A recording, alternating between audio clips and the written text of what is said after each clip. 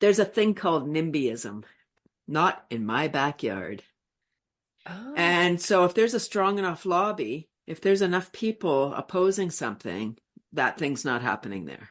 And gosh. that's why we need community engagement, because otherwise things happen and we're not even aware. Like, new roads get put in, or new houses, or new development. They chop down the forest because we weren't paying attention. So we really need to be engaged.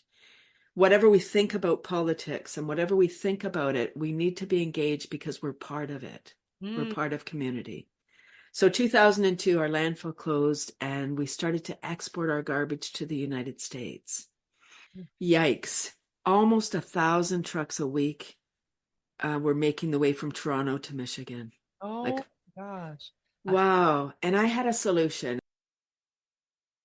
This episode of Grounded in Maine is sponsored by ESG Review. ESG Review magazine is published quarterly in February, May, August, and November, and is available for free in print and digital formats. ESG Review is devoted to environmental, social, and governance strategies, technologies, and investments. ESGreview.net is updated every Wednesday with 8 new stories and is home to feature articles, news items, and more. Visit esgreview.net to stay informed and help us spark the collaboration and awareness needed to develop sustainable economies and communities around the world.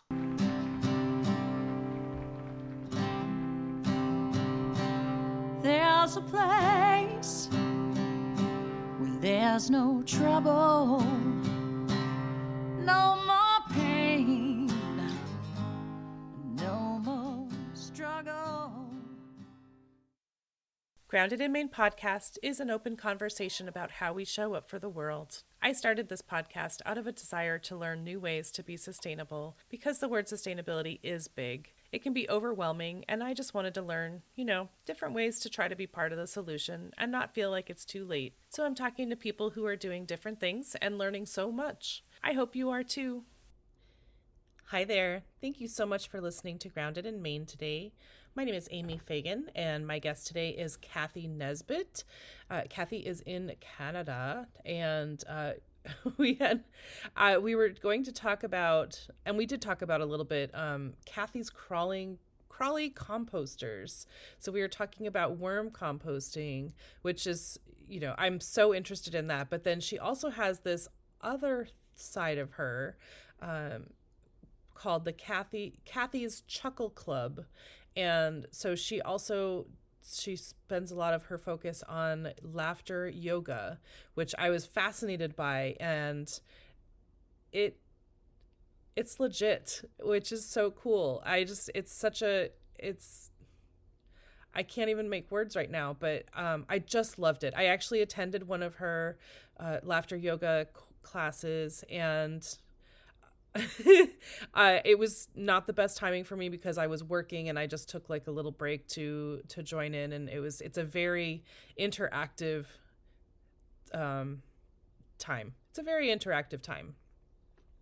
And it's very, very fun. So it's a great way to just let loose and forget about everything and laugh, because laughter has so many benefits, and smiling and just like feeling good. So just take a half hour. She does this every single Tuesday morning. So it's just a half hour of just silliness and fun and engagement and just unplug. So I highly encourage people to do that. And we'll talk about that quite a bit actually in this episode. So I just wanted to these are huge takeaways, and worm composting is awesome. I of course, I so appreciate that. And she's been doing this for years, like teaching people and helping them get set up. And so Cathy is just like so into the, sustainability space. And so this, she touches on both the physical sustainability and personal sustainability. So I'm all for it. And Cathy is outstanding. Like, she is just so nice and generous, and she knows what she's doing, which is so cool.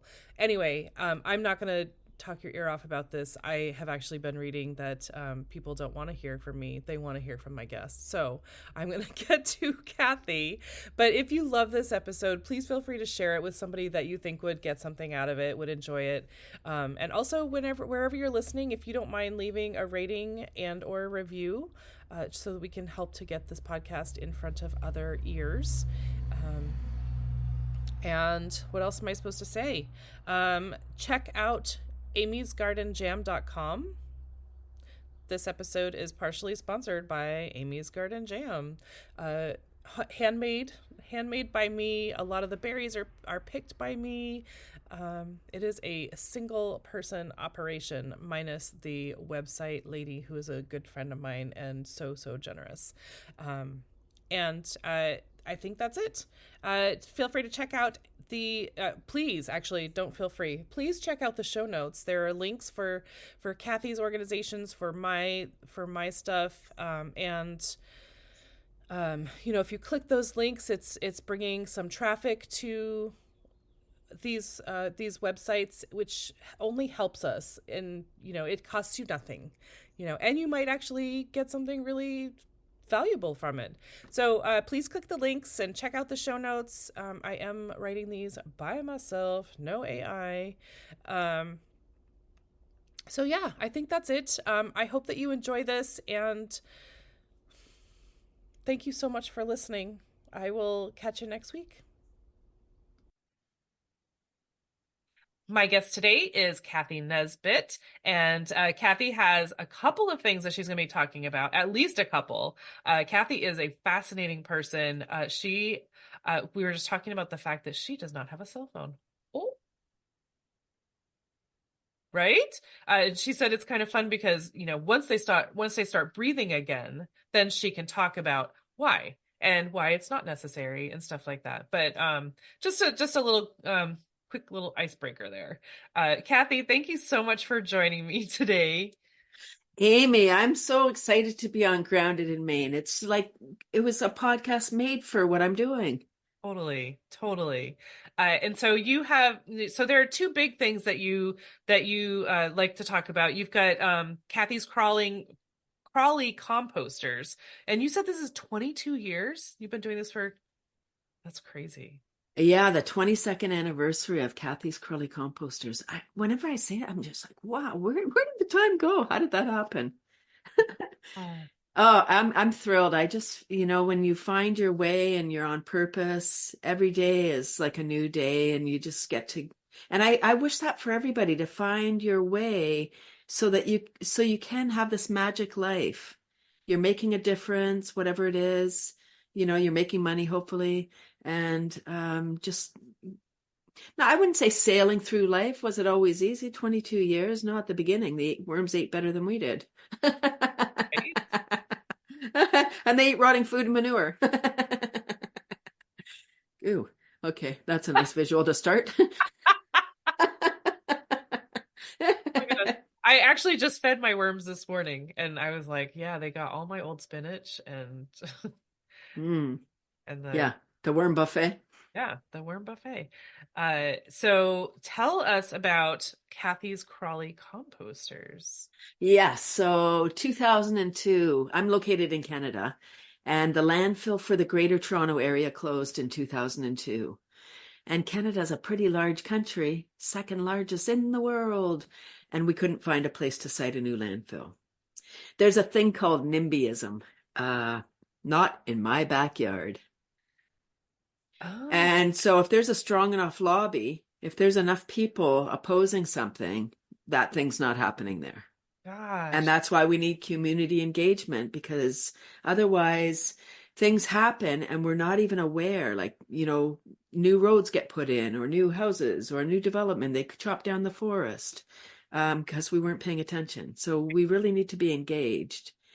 Whatever we think about politics and whatever we think about it, we need to be engaged because we're part of it. We're part of community. So 2002, our landfill closed, and we started to export our garbage to the United States. Yikes. Almost 1,000 trucks a week were making the way from Toronto to Michigan. Oh, gosh. Wow. And I had a solution. And so I don't want to leave people down there. So many people are unaware because we don't know what happens to when the garbage truck comes. Where does it go? We don't know. Right. Unless we do know, and I know. We only know what we know, and there's so many things to know. So I had a solution. Indoor composting, I know people that listen to your regular listeners know about or have heard you speak about vermicomposting. Toronto, 6 million people in the greater Toronto area, half live in condos, townhouses, Right. places without space to do composting. So this is a solution for them. And I love when people say, "Oh, I live in an apartment. I can't compost." It's like, "Oh, no, this is for you." Thank you. Thank you for saying that. Right. And it's not for everybody. This is definitely not for everybody, but I came up with an expression, without awareness, action is impossible. And it had to do with my business. If you don't know that you can do composting in the house with worms, you're not doing it. Right. Yeah. And so, I get calls from people, again, back to the apartment dwellers, and maybe they've just downsized. They've lived in a house, they composted, they had a garden, and now they call me up and they're like, "Oh, I feel guilty. I moved to an apartment and there's just that chute for the garbage. And I feel guilty every time I'm putting the garbage in there, like, oh, I feel bad." And I say, good. And I say good because when we're feeling frustrated, that's when we take change. If we're sailing along, everything's fine, we put the garbage in, we don't care, we don't think about it, Right. nothing's going to change. But when we think about it, we feel, uh-oh, this is wrong, or this is making me feel a way, then we're going to look for a solution. And if we don't, there's a thing in psychology called cognitive dissonance. Mm. And it's when we're going against ourselves, like we're feeling like, oh, this isn't right, but I'm doing it anyway. So if you continue to do it anyway and still think, uh-oh, then sickness is coming. Right. Ooh, yes. Ooh, I love that. And yeah, I mean, and they're also sort of to that idea is, for me, I say a lot, I can't unsee this. Like once they learn about Mm. vermicomposting, you can't not know that. Whether you do it or not, it's not because you don't know. Then but I think it's such a great way to dispose of waste food or extra food or whatever. Mine love the pasta. Right? Everyone loves pasta. my, my chickens, oh my gosh. Like a lot of people say, your chickens will eat all your scraps. I'm like, no. Like they don't do carrots and celery and lettuce and stuff. They like give me the carbs. I love the carbs. But they do like cucumbers and tomatoes and sometimes berries, but not for too long. Like during strawberry season, I give them a lot of scraps and they're like, "Yeah, we've had this. We've had this. Can we get some cereal?" They love worms too. Yes. There's Yes. there is a pecking order. I looked after chickens. We were house sitting, my husband and I, and they had chickens. And I thought, oh, I'm going to bring the chickens. I'm going to bring the girls some of my worms. And won't that be great? So I think there were 6 or 7 chickens. So I brought the right amount of worms, one for each. Hmm. And I didn't realize that it's not like, oh, okay, Right. Sally, you've What's for had everyone? yours. Yep. Yeah, no, it's like, no, the top chicken is going to Yep. get all the worms if Totally. you allow it. Yes. Yeah. If I'm doing like little bread treats, I have to like crumble up the bread really, really tiny and then just like throw it all out at once so that they're scattered. Because otherwise, if I'm like, okay, one for you, someone's going to walk up and take it out of their mouth. Mm. Like, I need that more. I'm bigger or whatever.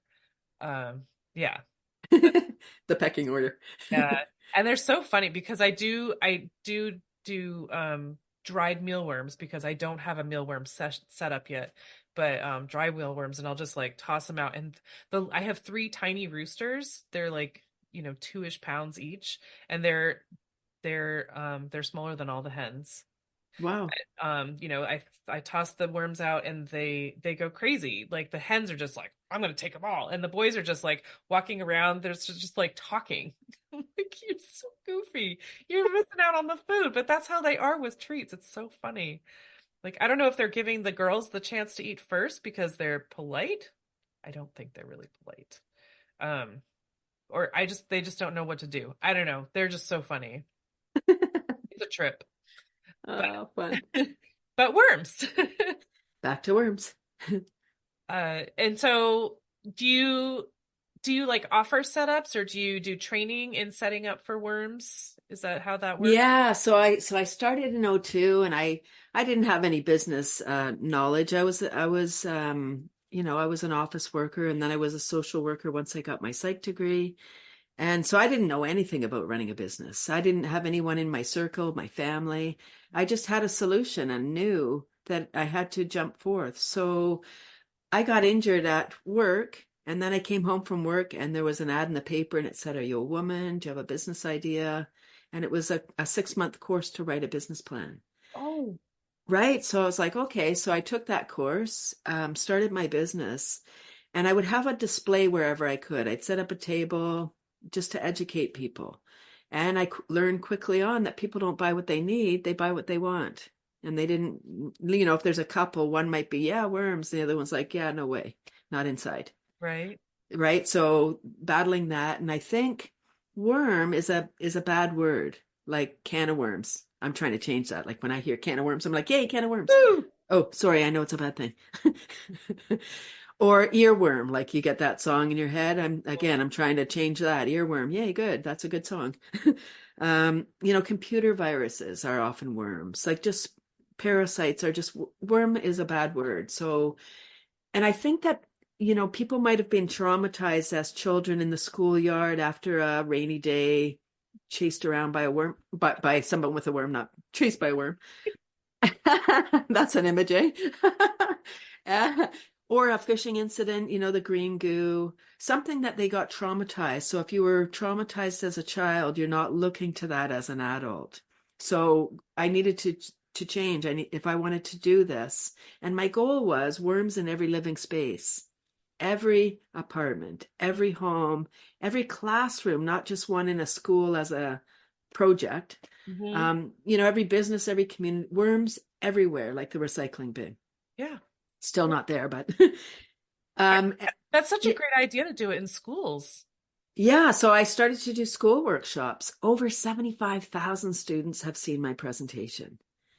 And it's still 22 years in, it's still my favorite thing.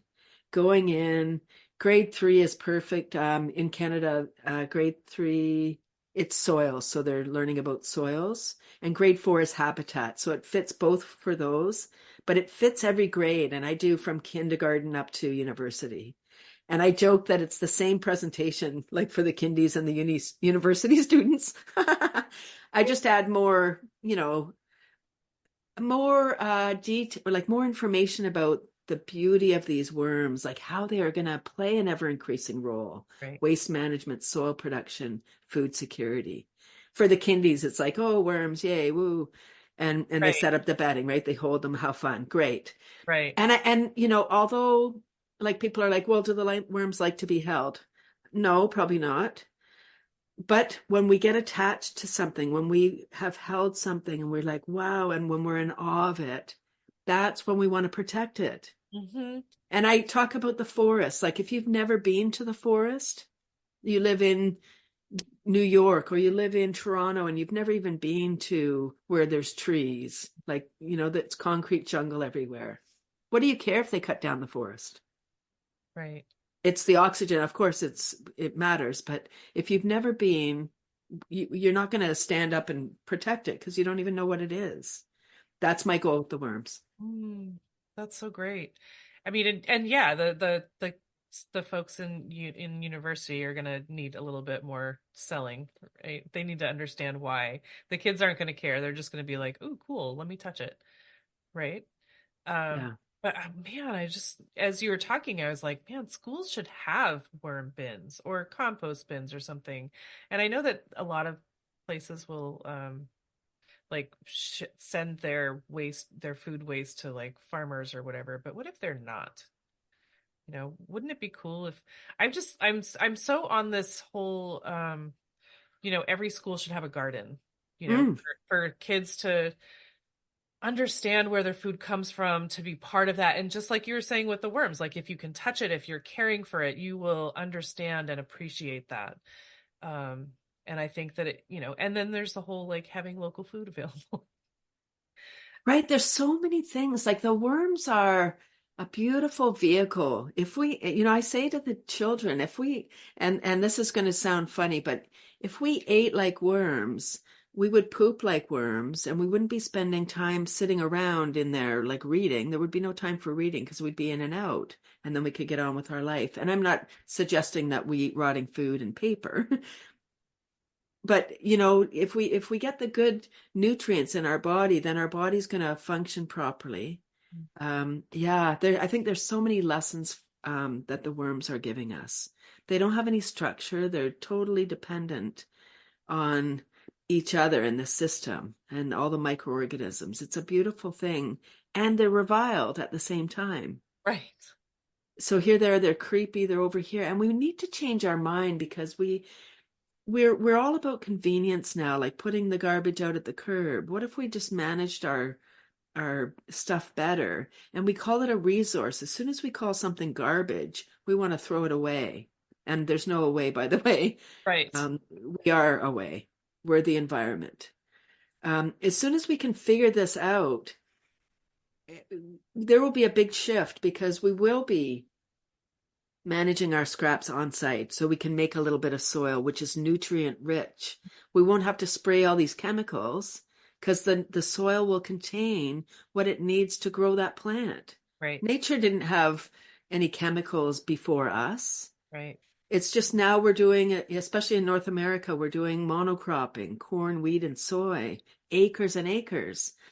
So one little pest comes in, now we need a more resilient drug, Right. chemical. Right. So yes, the chemical engineers are super smart. They're doing a great job. It's harmful. We really need to go back. So that's what I say is food security, waste management, first of all, which is why I started my business. In 2002, when I started, I had so many gardeners coming to me. They might not have wanted to do the process. They might not have wanted to do the worms, but they definitely wanted the worm poo. They wanted the black gold. That's okay too. Yeah, right. It is. And people would say to me, "Oh, I bought some worm castings at Home Depot." It's hydrated and what? Okay, that's fine. Buyer beware. I don't know about in the States, but in Canada, the compost industry is not regulated. You could have anything in that bag. Right. And if it's sealed in a plastic bag, and if it's sealed, it's living soil. Now it's dead. Now there's no oxygen in there, or it's totally dehydrated. So again, no life, or it's treated. Even worse, it's compost. So it started out as something wonderful, and then we destroy it. We treat it, and we do all this stuff. So because we don't want Right. whatever, So I think by making our own, we know what's in it. Yep. We're not trucking it around because that's, you said about schools, some are sending the stuff to farms, which is that's fine if it's going somewhere, but it still needs to be trucked. So we're still using fossil fuels and the emissions and all that stuff. I really think we need to shift the whole system on its head, and I don't know how that's going to happen. We need to remain hopeful as well. The solutions are here.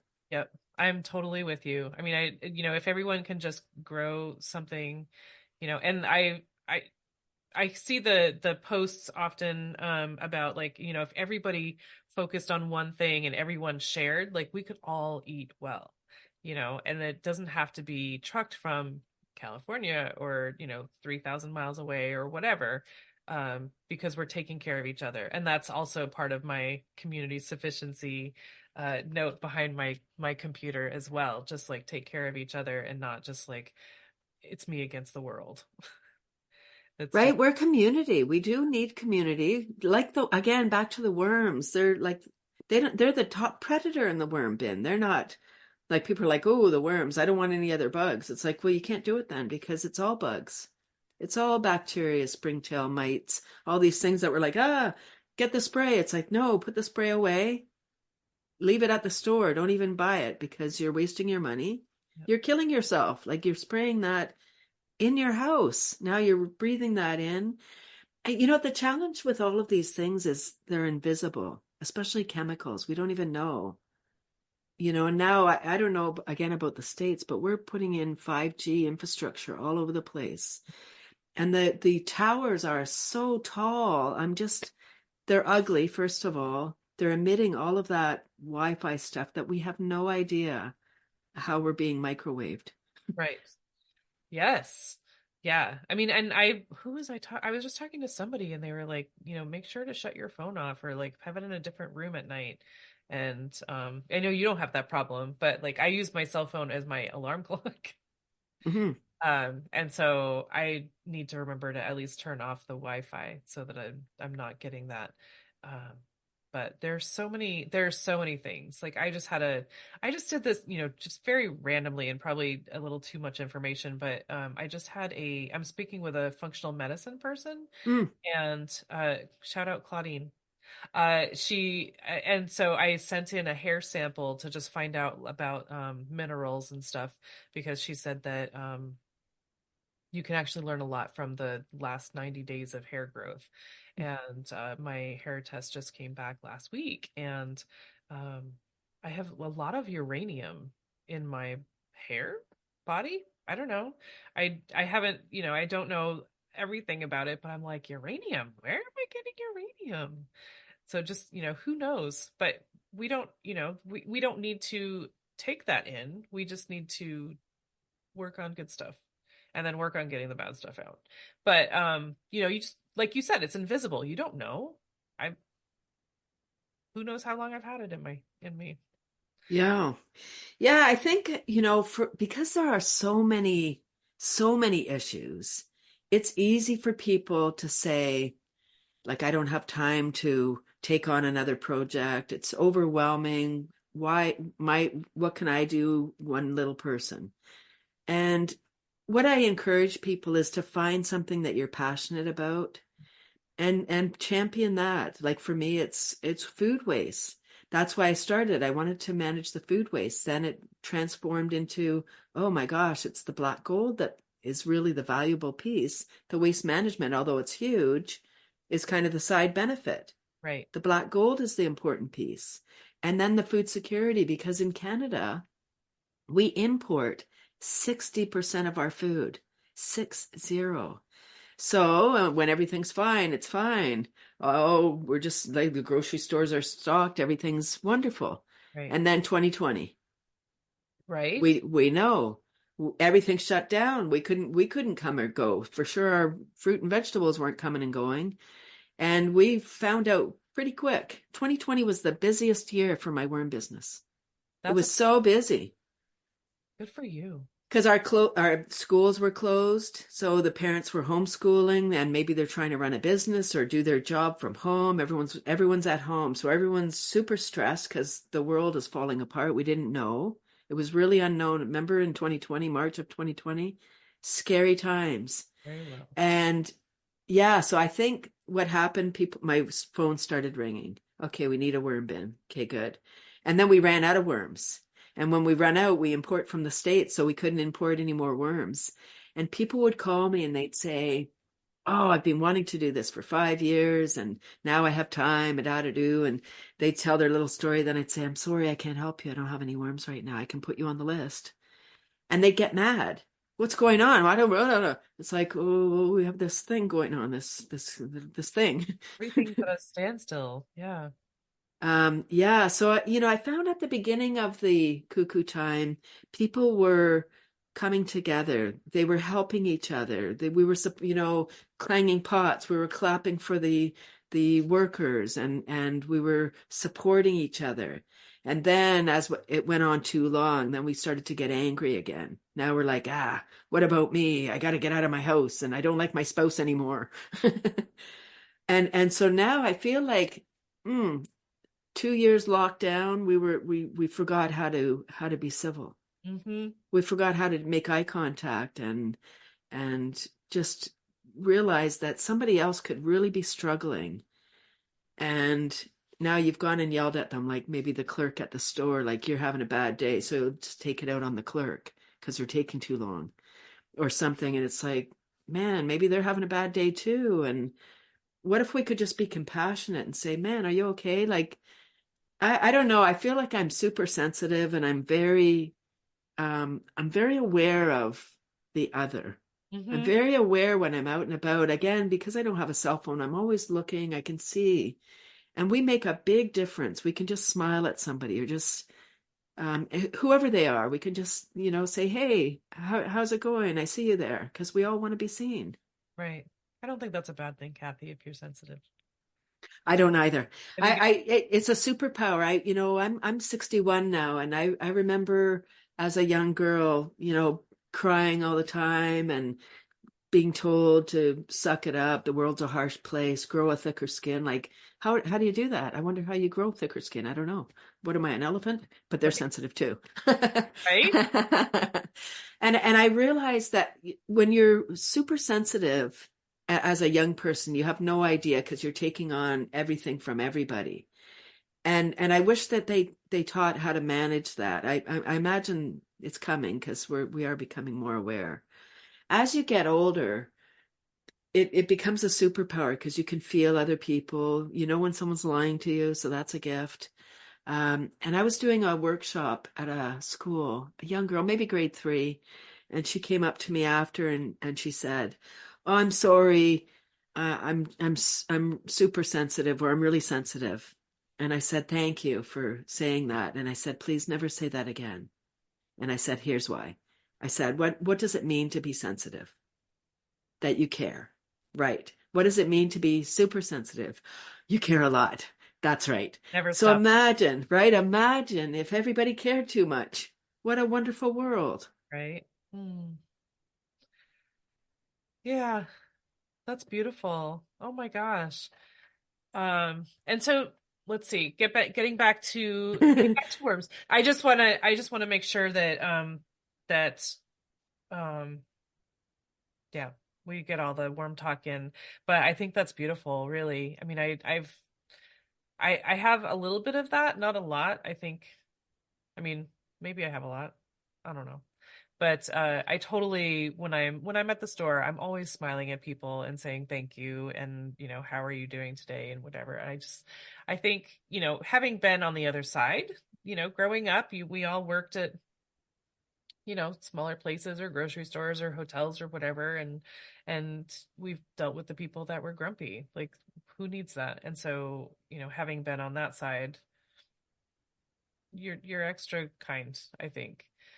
But um that's beautiful though. I mean that you got to help that girl to realize that gift that she has. But then so worms, okay, so worm bins. Do you How are you for worms now? Are you set for Yeah, we're fine for now. Yep, we've got worms all as well. and do you put together bins, or do you how does your business work? Is it mainly teaching?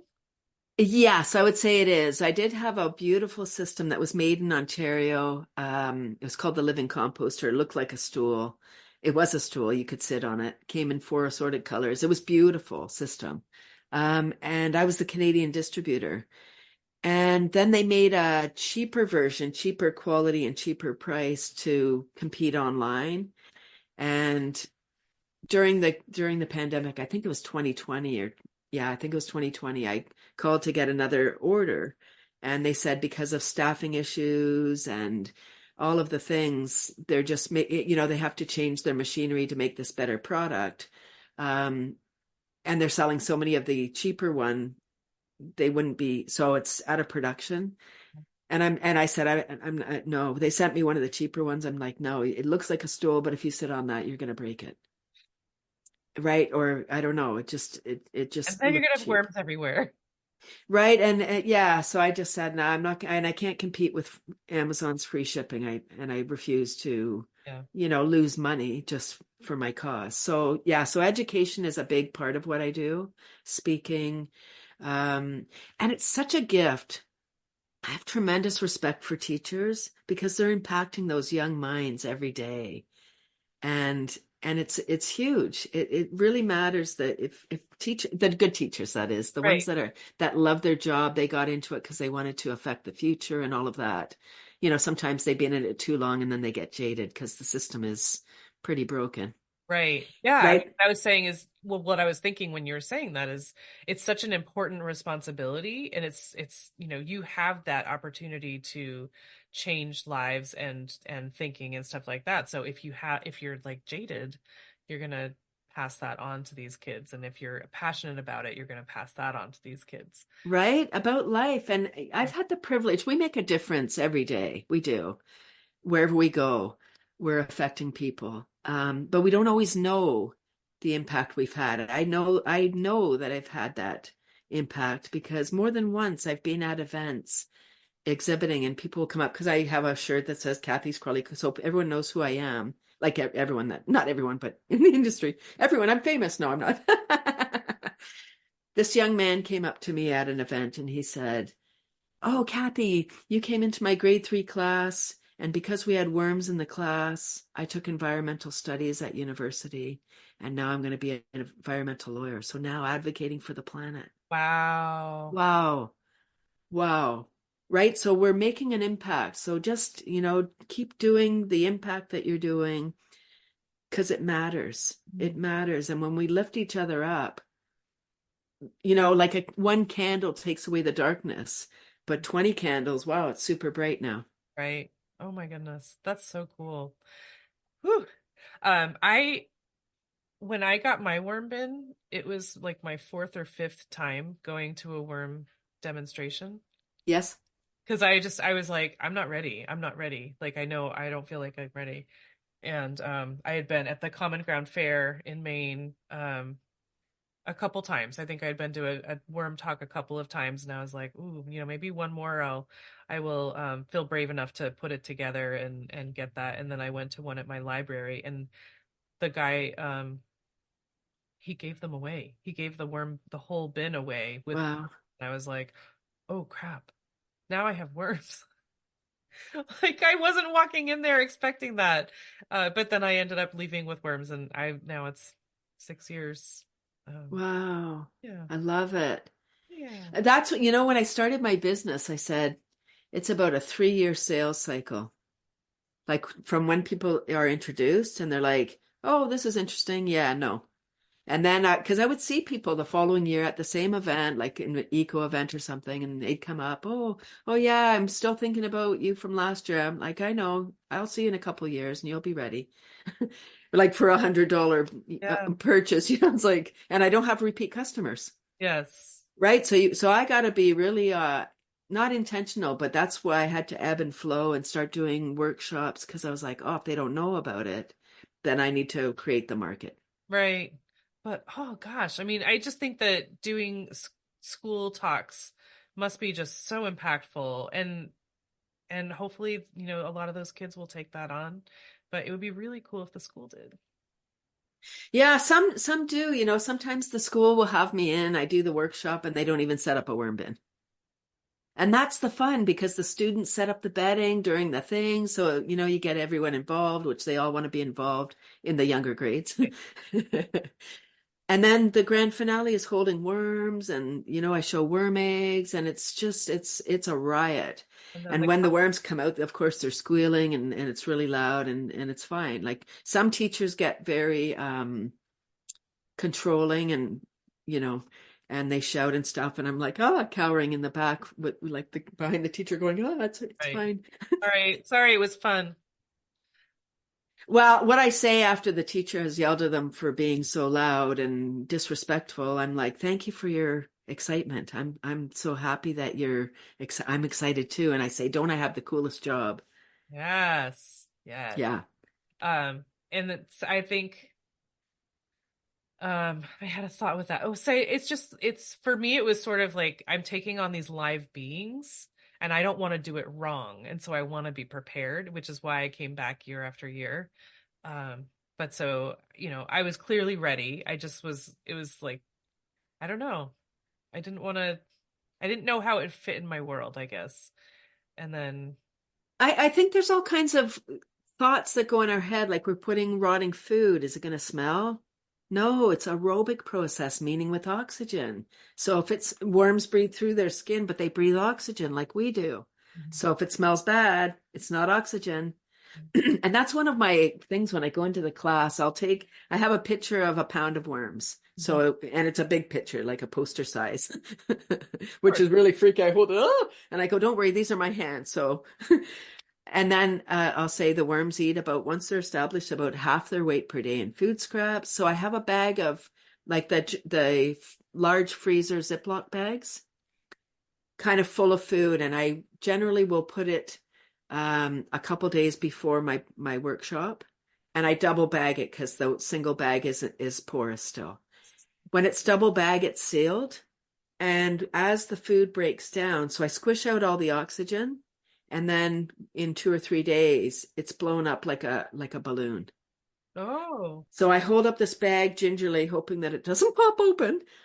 And I say, this is what a pound of worms can eat in a week. So it's kind of impressive. And then I say, what's in this bag? Mm. And they say air. So I say, okay, good. If I open it, will it smell like the room? And then they go, no. So they know. And I say, good. Is it air in the bag? So there's all kinds of ways to incorporate the lesson. Like it's chemistry, it's math, it's English. You could write stories and poems and songs. There's so many. It fits into every subject. Right. Oh gosh. And then so what is included? What do you recommend, just so that people can get interested in this and say, oh, I could totally do that. What do you use for your worm bins? You can use anything. There are nice systems, tower composters, but the system doesn't take away the need to create the environment. Right. So the worms require a carbon nitrogen mix. The carbon could be leaves, straw, cardboard, drink trays, egg cartons, any of your paper products that aren't, waxy or anything. Cut them up. And then you need a little bit of soil, just outdoor garden soil, not potting soil, not something in a bag because it's sterilized. You're adding it for the bugs and the grit. 6 to 8 crushed eggshells and water. So that's your main thing. And your bin can be a Rubbermaid tote or any kind of plastic bin that you have. You don't need a lid. I used to think that the lid was a psychological barrier, but the lid keeps it dark. So if you don't have a lid, you got to, Put it under cover. Yeah, you need to put it under cover. So temperature, moisture, airflow are the 3 key elements. Temperature, room temperature, 60 to 80 degrees is perfect. 16 to 28 Celsius. I'm bilingual. Moisture, about 70% humidity. You don't need a moisture meter. You don't need a thermometer. If you're comfortable temperature-wise, the worms are. Moisture, you just feel if it's wet. If it's not wet, add more water. And airflow. So you need to have holes. You can't have a sealed Rubbermaid container. Your worms will die. Right. You need to have holes. And if you're going to put your bin outside ever, I would suggest not putting holes in the top, but around the top edge of the bin. So then if you put it outside and it rains, your worms don't drown. Yeah. Now, putting it outside, it can be outside in, the climates that have severe cold weather, spring, summer, and fall. Ideally indoor year round, because it's the temperature change that the worms don't really like. In the summer, it might be too hot during the day and then cool down at night. It's that change in temperature. Right. Where inside, it's usually around the same temperature. Okay. Cool. I mean, I don't have soil in mine. I wonder. Did you add soil maybe at the beginning? Because you only need to do it at the beginning. No, it was newspaper. Just newspaper. Oh. Yeah, because the soil adds the microorganisms. It just takes longer if you don't have this soil in there for them to get established. I guess I should do that. Interesting. Well, there, I learned something new about worms. That's awesome. I love that. And then you guys, it's not that big of a deal. It's not like this huge thing. It's just, you can use a Rubbermaid tote and some newspaper, some cardboard, some soil, some water, some eggshells. And we all eat, Amy, we all eat. So this is something, and food waste is one of the, like a residential food waste is one of the top contributors. Well, food waste in general, but residential contributes a lot to climate change. So imagine if we manage that on site, we're not contributing, we're adding up, doing our part, then we can make a little soil, we can grow some food. Even if you live in a condo or you don't have land, you can have lettuce growing in a pot. You can have some herbs growing. You can have something growing, and when we grow it, we don't want to waste it. We spent time, we watered it, we weeded it, we talked to it maybe, I don't know. Right. Well, and You know know, also that when you're growing, I'm not telling you, Cathy, you know this, but like if you're growing foods with the worm compost, the worm castings, exponential growth. Like it's so healthy. The food is going to be so healthy and it's going to be probably bigger than you're used to. right? It's pure plant food. So when you put that castings in, the castings and the roots have this symbiotic relationship where they keep it. When we have healthy soil, the pathogens are always present. And I tell the students, it's like if we have and it's so great after 2020, if we have a strong immune system, if somebody sneezes next door to us, beside us, we might not get it or we'll get it less because we have this strong immune system. Same in the soil. If the soil is healthy, the pathogens are there. They might be like, oh, look at that juicy root. But then, oh, they can't get in there because they have this like fort around them. And that's what I'm suggesting that we do for our body. That's what I'm saying. If we ate like worms, then we'd be super healthy and we'd be moving around because we'd have energy. Right. We gotta move. That's one thing. We're a very sedentary society. So moving is really important. Eating well, drinking water, and movement, the three things that we really need. Yeah. And so if you put the worm castings in your soil, the soil will be healthy, which will create a healthier and stronger plant, and the plants will feed us better. We're getting more nutrients out of the food. So it's a win-win-win-win-win situation, and it literally costs you nothing because it's just food waste. It's closing the loop. It's like the infinity sign, which is a figure eight on its side. Right? We eat the food, we give the scraps to the worms eat it, turn it into soil, we grow more food, and it's not trucked around, and we feel good. Yeah. And when we're gardening and growing food, we're not on our technology because it would get dirty, it would short or whatever. Right? So we're totally present. I think it slows us right down. We're out in nature. If we happen to have luck that we have a little bit of a space like a little garden, or even a raised bed or anything, just some way to grow food. And it's such a wonderful education for children, like in the house, to see the parents, managing the scraps on site so they know, oh, the banana peel, it just goes in the worm bin. Beautiful. And then, the worms. So the kids love it.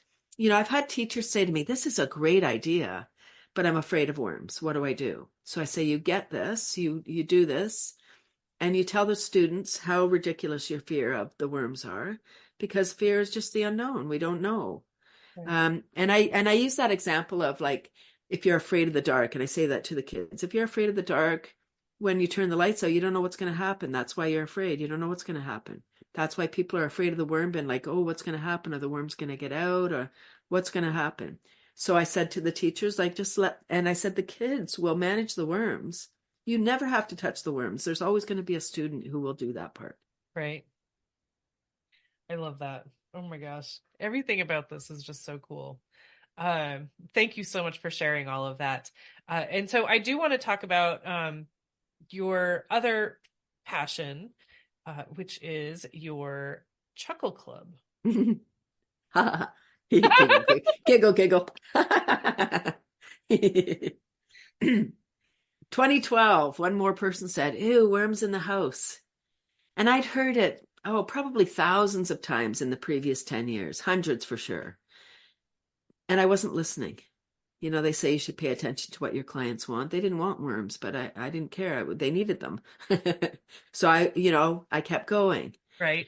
2012, I felt it. I heard it. I questioned everything. Amy, I was about to doff my important mission. Like, I don't know, universe. I don't know what to do.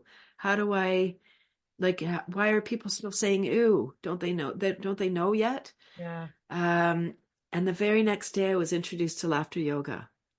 Laughter yoga is not about doing yoga and laughing. It's laughing as an exercise.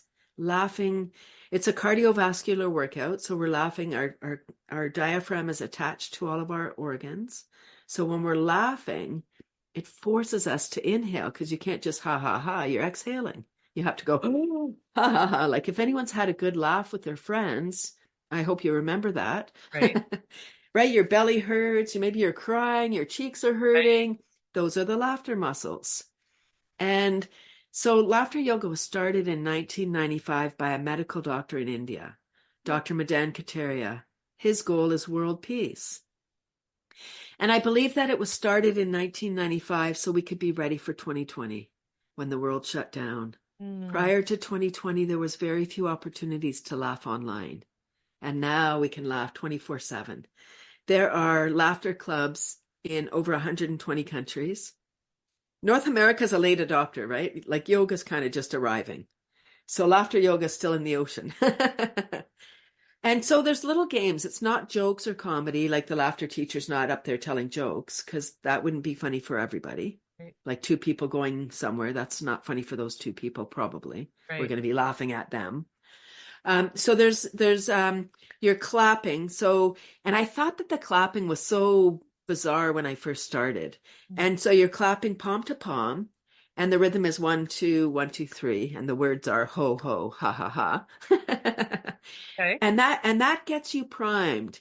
So I think it's really geared for the people that are really in their head. They're so serious.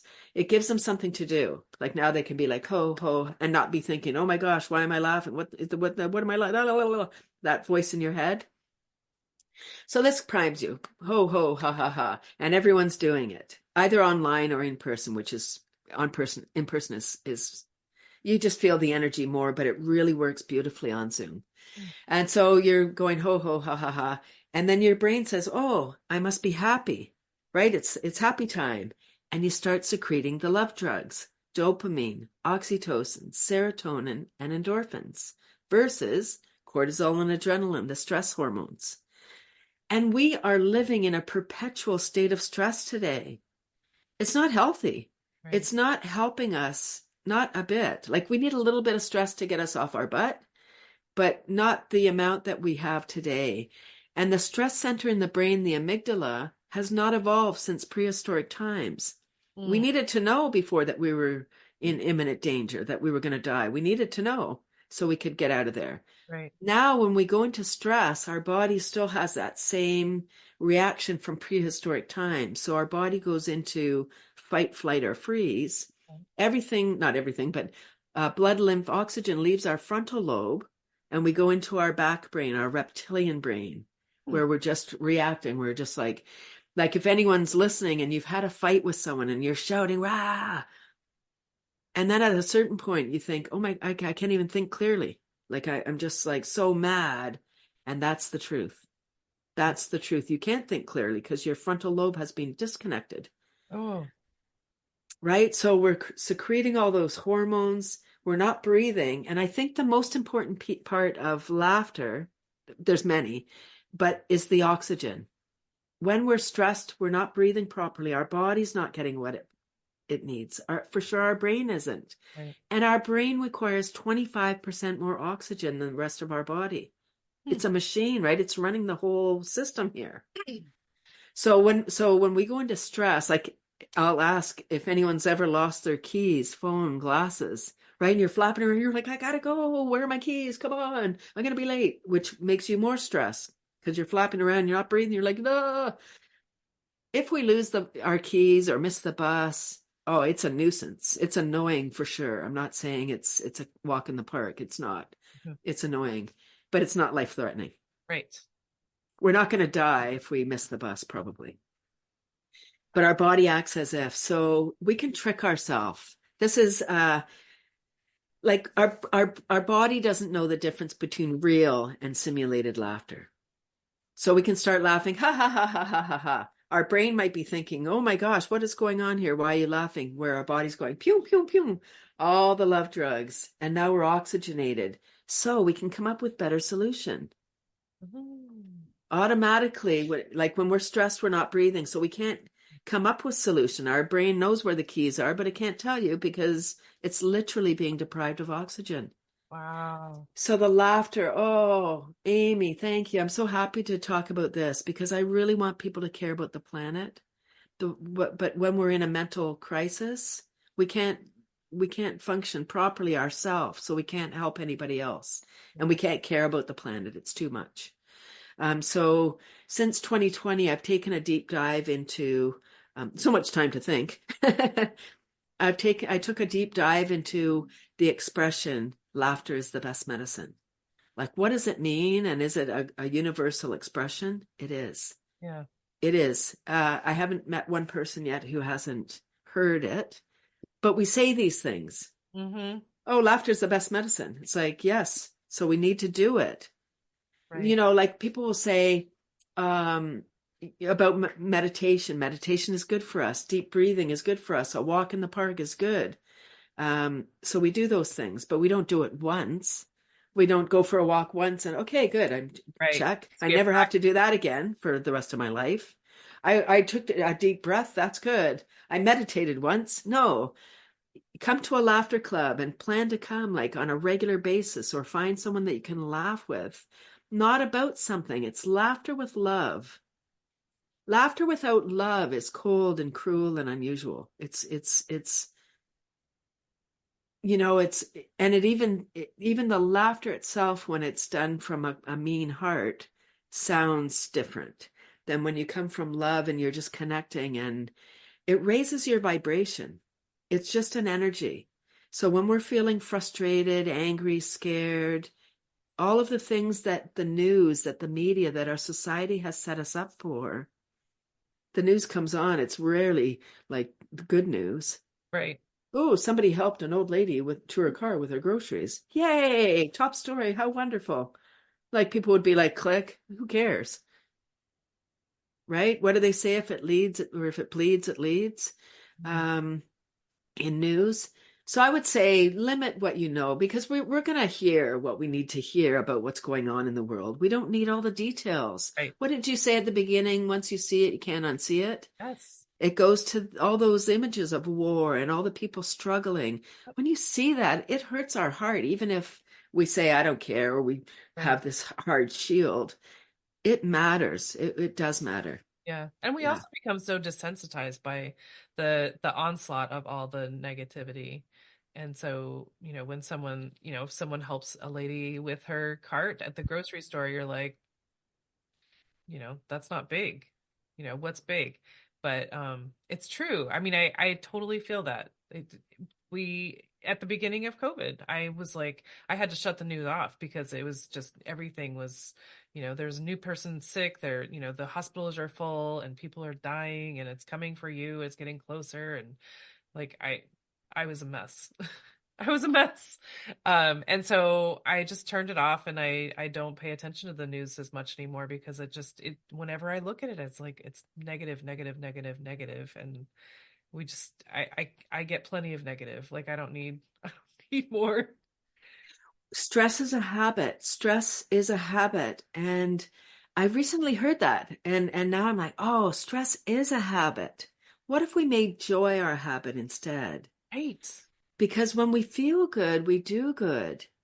And we want to help, but we want to be helpful. And then we feel good that we've helped somebody else. And that's what I would say if somebody's listening and they're like, oh, sure, look at you, it seems fine. I recently heard if you have a big pain, then you need a bigger reason for help, like a bigger goal to help somebody else or do something that's bigger than your pain, because then your pain will disappear. Right. Like if you're short of money, Mm-hmm. give money away to somebody that needs more money than you do. Mm-hmm. And it's like, what? How do I do that? Well, you only have $1. Give them give $1 away to somebody, and it comes back. Right. And it doesn't have to be money. If you're lonely, there's lots of lonely people. Go meet somebody. Yes. Go meet somebody. And it sounds so simple, but these things are going to get us out of ourself. Because when and back to 2020, we were alone, we were isolated. How do you torture people? You keep them on their own. Right. Even when you're in prison, you don't want to be in solitary confinement, Right. right? We are community people. We need people. So, yeah, I think by the laughter is, it's such a beautiful gift because it just changes everything. And I now, the more I laugh, I've been laughing since 2012, really, really laughing since 2020. And it's my daily habit now. I don't go a day without having a good belly laugh. I have a laughter buddy. She calls me every morning at 7:30. I'm a morning person, so if people are like 7:30, no way. Whatever time works for you. I'm a morning person. So she calls me at 7:30. We're not even in the same time zone. I don't answer hello. I just start laughing, huh? Because I know it's her. We laugh for 2 minutes full on, no talking, 1 minute of deep diaphragmatic breathing, and then 2 minutes of additional laughter. 5 minute practice. So my body is fully oxygenated. I've got all the love drugs creating. I'm like, world, what do you got for me? I'm ready. Right. Sometimes I wake up and I'm maybe feeling like, dragging my butt around. I'm not sure how today's going to go. As soon as I've had my 5 minute practice, it changes everything. Wow. Yeah, you must feel so much more ready for the day, and like, especially if it's first thing, you're like, like you're saying, like, I'm oxygenated, I'm feeling good, it brings that light, and you were saying it changes your vibration, and that's a great place to start the day for sure. Wow. Yeah, we're in charge of our own pharma. So either we're secreting the stress hormones or we're secreting the love drugs. Mm, Like either. We're not doing both. We can't be in parasympathetic and sympathetic nervous systems at the same time. They have different functions. One is to keep us kind of safe, like for the stress part. And I recently also heard that our body uses 80 to 90% of our energy digesting. So if we're in stress, we've had a fight with somebody, and sometimes people stress eat, but nothing's going in our body. So when we're stress eating, our body is not digesting. So mm, the stuff goes in and then it comes out, but we don't get the nutrients right. because our body is in stress. Mm, So I would suggest not eating until you can go, like if you have a fight with someone, go outside, get some air, go for a walk around the block. Remove yourself rather than engaging in more like, don't have a drink, don't do drugs. I mean, not don't do those things, but not when you're under stress, right.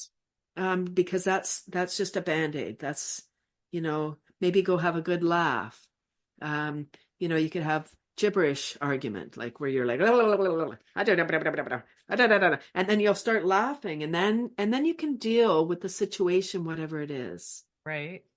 Oh my You God. know, yeah, like there's simple techniques. We haven't been taught all these beautiful gifts on how to heal ourselves, because I mean, not to be any kind of theorist, but our world, at least in North America, is driven by big pharma, big agra, the big, I think there's like 5 companies Mm-hmm. that are in charge of the chemicals that get sprayed, and then they're in charge of the chemicals that we take when we get sick from Right. their crappy food. Right. Without mentioning any names, at schools they have breakfast programs, and I know you need to have food, but those are food like substances. Like that's not real food, but they get all kinds of street cred because they're donating all this Mm-hmm. food Right. like substance, and not to get into the politics of all of that, but if every school had a garden, if everyone was growing a little bit of food, then we would just get more connected to our food. Mm-hmm. And I did hear something very alarming. The Food Revolution Summit was just on with Ocean and John Okay. Yep. Robbins. Yeah. Um, and they talked about the milk program in the States. And I'm still horrified that in the States, in public schools, the dairy milk has to be given for the breakfast program and lunch program. They can't promote drinking water on posters. It has to be only dairy milk. That's what they said in the summit. I mean, I can't imagine, because they have a big platform, that they would say it if it wasn't true. Right. but like, I never questioned it before, but they said, why does dairy have its own category on the food guide? Because the dairy lobby is so strong. Mm.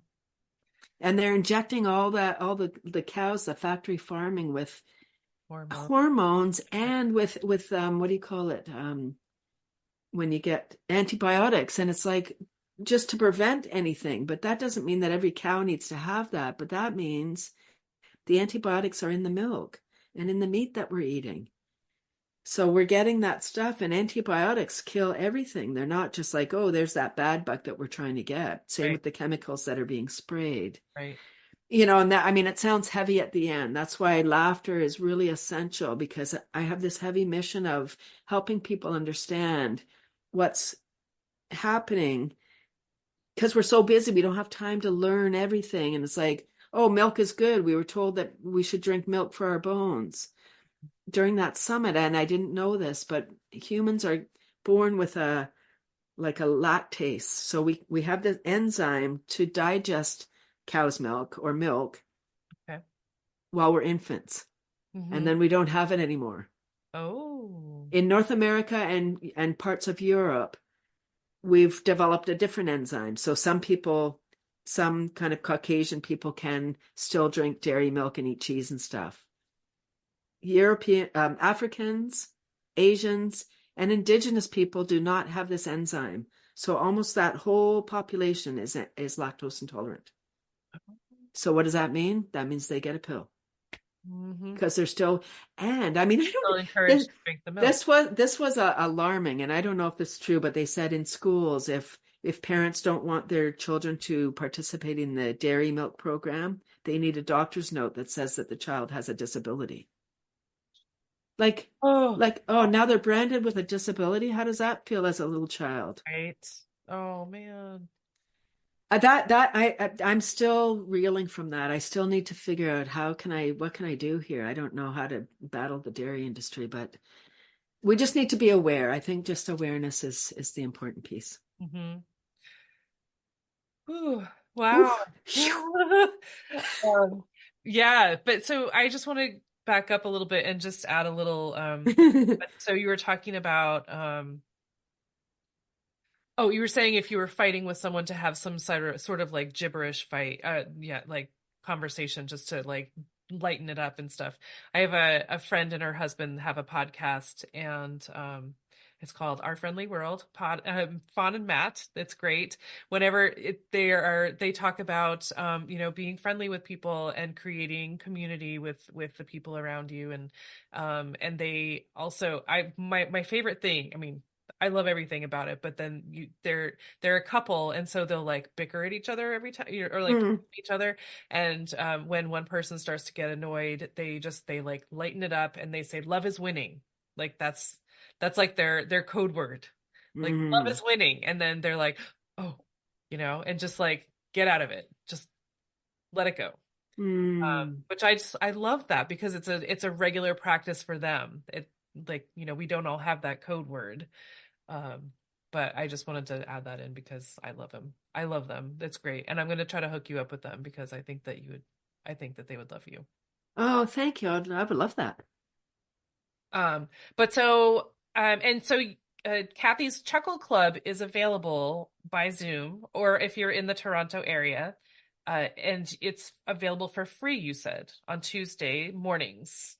Yes, 9:30 a.m. Eastern. 30 minutes of super fun self-care, free for everybody. All are welcome. I incorporate tapping, brain gym, qigong, just to help people get out of stress and into joy. I just want people to feel good. That sounds so good. That sounds so like, shoot, it's so needed. Yeah. Yeah, come experience the magic of laughing for the health of it. For the health of it. I love it. Cathy is right full of all the little puns. It's great. So, Cathy, when I say the word sustainability to you, what does that mean to you? Sustainability to me is taking just what I need and utilizing all of it and not wasting, just kind of doing my part to to keep it going. I mean, whatever it is. I mean, just to, yeah, just being gentle to the planet, to myself. Like sustainability is about also cherishing myself and honoring who I am, Mm. all my flaws and all my gifts, all of it. This is me. And we're all unique. That's the beautiful part, is we are all different. We need to stop comparing so that we can come together and share our differences. Right. Oh my gosh, I love that. I mean, and two-sided. I love that. I there's a podcaster that I used to listen to, and she would talk about she would just encourage people to to share their gifts, because to have us all be to imagine us all as a puzzle piece, and that the puzzle is not complete if we are not sharing our gifts. And so I love that, how you're saying, to appreciate all of your gifts, and to also acknowledge any shortcomings, but to not see them as that so much as part of your gift. So that's beautiful. And then and Cathy, how can people find you and follow you, and where is the Chuckle Club? Yeah, so it's if you go to cathysclub.com is my laughter page, there's information right at the top on how to join the free club. Super. Yeah, and my worms page is cathyscomposters.com, and they're all connected, so you can just go to one and find the others. So if we were to go to your website, can you get connected to the worm Yes, site as well? Okay, so everything is on your website, which is cathysclub.com. that's correct. Yes. Okay. And but you are on all the places. You're on YouTube? I'm on YouTube, LinkedIn, and Twitter are my main places. Okay. Excellent. Very good. Thank you so much. This has been just so valuable, especially to do this on a Sunday. And you were saying this is World Laughter Day. Yes, the first Sunday of May every year is World Laughter Day. Beautiful. What a great way to start the day. Goodness gracious. But thank you so much for sharing all of this. This is I love the worms part, but the laughter part was just so educational, and I just find so much value from that. And I really need to try to get off of work for a Chuckle Club. Maybe you could bring the work. I was just gonna say, maybe I could Yeah, invite my coworkers and say, let's just take a break together. right. Oh, you will be glad you did. I've had schools come. I had the University of Maryland come. The what was it called? Human Geography Department. Cool. Right. So the professor came one week, and then she asked if she could bring her PhD and master's students. There wasn't many because it's 9:30. So, and I don't know what if Maryland's on the same time zone, but there Yeah. wasn't many students. And I said, for the ones that were there, like, make sure that you share this with your other students, because this is a beautiful way for, especially human geography is, anyway, yes, I get long-term care. I have special needs groups that come. I get about 20 or 25 people each week, and I have countries around the world that come. So some people come every week, and some come once and never come again, or they come when they can. There's no pressure. I don't follow up. So sign up and come. Okay. Yeah. Cool. All right. Well, Cathy, this has been so valuable. I appreciate it so much, and I'm so thrilled to get to know you a little bit and connect.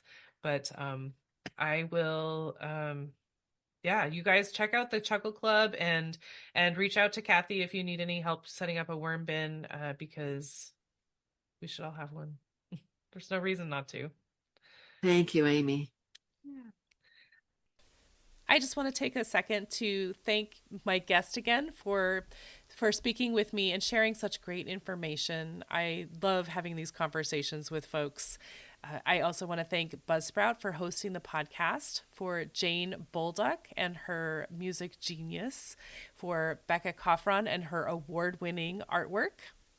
And thank you for listening. I appreciate that so much. Please check out the show notes for any links and extra information. And if you would like to follow my guest and find out more about them, I'm sure they would love the follow. And if you don't mind leaving a rating or review wherever you're listening, and just help to get this podcast in front of new eyes, that would be amazing. I would really love that. And feel free to reach out to me on the socials and let me know what you're thinking. And if you would like to be a guest on the podcast, please let me know that. I would love to have a conversation with you about sustainability. All right. Thank you again. I hope you have a great rest of the week.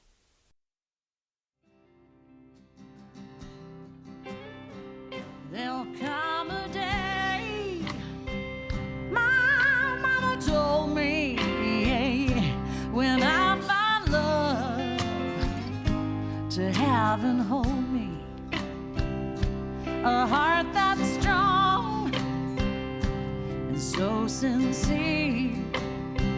Just tell me, how do I get there from here? Oh, tell me,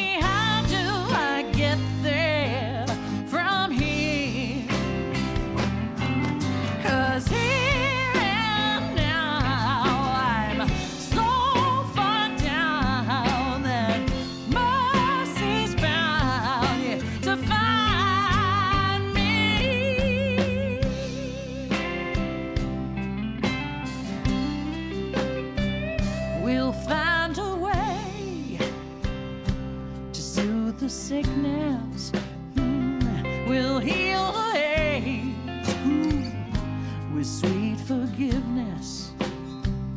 Wages of war will disappear.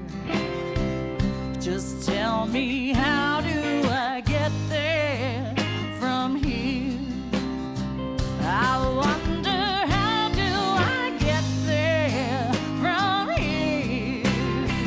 Yeah, 'cause here and now I'm so far down, and mercy's bound to find me.